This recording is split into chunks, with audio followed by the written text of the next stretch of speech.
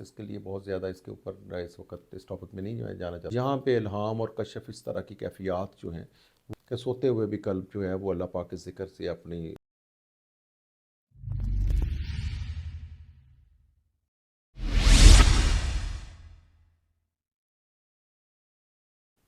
बिस्मिल्लाहिर्रहमानिर्रहीम।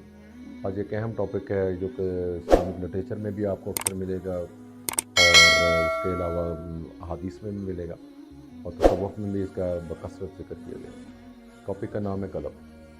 कल्ब के बारे में लोगों की आम तौर पे अंडरस्टैंडिंग बहुत ज़्यादा क्लियर नहीं होती।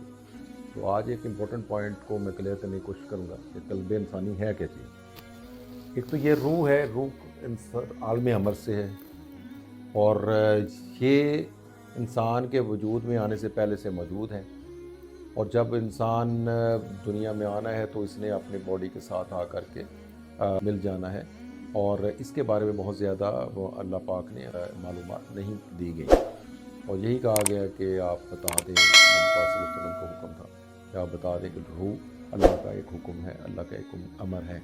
बहुत सारी तहकीकात और भी हैं लेकिन बहरहाल हमारे पास इसके लिए बहुत ज़्यादा इसके ऊपर इस वक्त इस टॉपिक में नहीं जाना चाहता।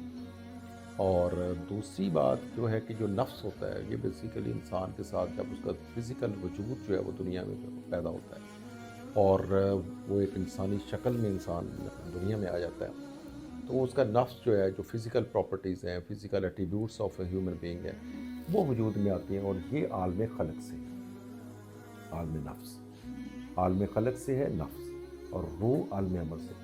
अब इनकी एक अगर मैं ये दायरा इसमें से इन दोनों को मिलाते हुए एक दायरा जो है इंटरसेक्ट करते हुए बनाता हूँ, ये जो इंटरफेस है क्वालिटीज़ की, रूहानी क्वालिटीज़ की एट्रीब्यूट्स जो हैं वो नफ्स के ज़रिए जो इंटरफेस डेवलप होती है, ये जो इंटरफेस है ये कल्ब कहलाता है। कल्ब का हरगिज़ मतलब वो नहीं है जो एक मुट्ठी जितना लुतरा जो है वो आपके दिल में धड़क रहा है, पंप कर रहा है ब्लड को, वो नहीं है।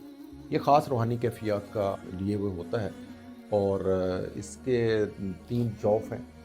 नंबर 1 जो है बिल्कुल एक सती जौफ़ है जो आम इंसानों में जो अल्लाह पे एतक़ाद रखते हैं उनमें होता है।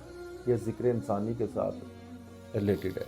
अगर इंसान अच्छा काम करता है, ज़िक्र अल्लाह में रहता है तो ये आप खुशी फील करते हैं, वो कल्ब की सबसे एक सतही दर्जा है।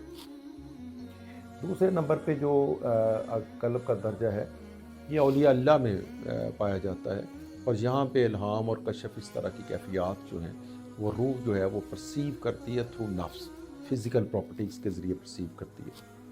थर्ड जॉब जो है ये सबसे अहम है, ये सिर्फ़ अंबिया के लिए और रुसला के लिए मुख्तस है और इसके ऊपर अल्लाह ताला के इल्हामी कुतब और इल्हामी सहाइफ़ हैं, वो अंबिया के कल्ब के इस जॉब पे उतरते हैं। अब ये कल्ब अहम है, जैसे हम कहते हैं कि नबी पाक सल्लल्लाहु अलैहि वसल्लम की एक हदीस पाक है कि इंसान अगर एक गुनाह करता है तो एक नुक्ता उसके कल्ब पे लग जाता है और अगर वो मुसलसल यही काम करता है तो उसके सारा कल्ब जो है स्याह हो जाता है, यानी फिर उसके ऊपर अंधेरा छा जाता है, उसको आगे और पीछे कोई बुराई अच्छाई में कोई तमीज़ नहीं करने की उसमें सलाहियत रह जाती है। इसी तरह कहा जाता है कि कल्ब जो है वो जारी हो गया, या अंबिया में बिलखसूस जो है कि कल्ब, या औलिया अल्लाह में कि सोते हुए भी कल्ब जो है वो अल्लाह पाक के ज़िक्र से अपनी वज़ा हासिल करता है। तो इसमें जो कल्ब जारी होना है ये फ़िज़िकल प्रॉपर्टी नहीं है, जैसे सम टाइम लोग करते हैं कि वो आप चेस्ट के ऊपर उनके मसल्स मूवमेंट दिखाते हैं कि ये कल्ब जारी हो गया, वो बिल्कुल एक स्टुपिडिटी है मेरी नज़र में। और वो आपका ये चेस्ट का पेक्टोरल मसल है, इसको अगर आप एक्सरसाइज में डाल दें और ये हरकत इस तरह से करके दिखाएं तो वो कल्ब जारी नहीं होता। कल्ब का जारी यही है कि वो हर वक्त अल्लाह के ज़िक्र पे लगा रहे, जैसे औलिया अल्लाह का है। तो ये मुख्तसर गुज़ारिशात थी। मैं आपसे फ़ीडबैक चाहूँगा, कमेंट्स को एनलाइटेंड और अच्छे रिस्पेक्टेबल रेंज में रखें। Thank you very much.